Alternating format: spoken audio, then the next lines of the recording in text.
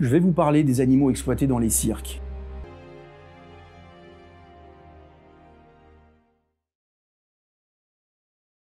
Le public est de plus en plus au fait de la violence et la souffrance qui ont lieu derrière les rideaux, et il n'y voit plus rien de divertissant. Dans la nature, les éléphants vivent en troupeau. Ils ont un sens social super développé et s'entraident, tout comme nous. Les femelles éléphantaux passent toute leur vie avec leur mère. Les mâles jusqu'à l'adolescence.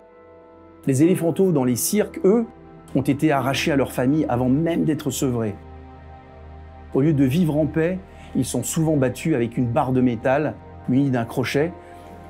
Tout simplement, ça brise leur esprit sauvage. Comme les éléphants, les tigres, les lions, les chevaux, les chiens, tous les animaux utilisés dans les cirques passent la plupart de leur vie au bout d'une chaîne ou dans une cage. En général, ils ne peuvent sortir que pour aller sur la piste. Et d'une représentation à l'autre, ils sont trimballés dans des conditions sordides. Les dompteurs utilisent des fouets, des chaînes et d'autres outils atroces pour forcer les animaux à exécuter les numéros.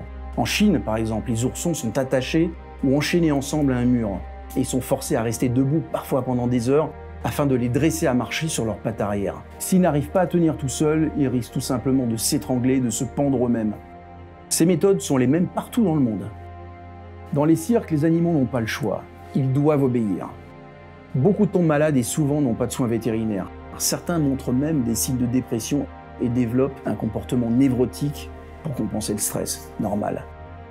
On voit souvent des animaux de cirque dans leur cage avoir d'autres symptômes reconnus de souffrance psychologique.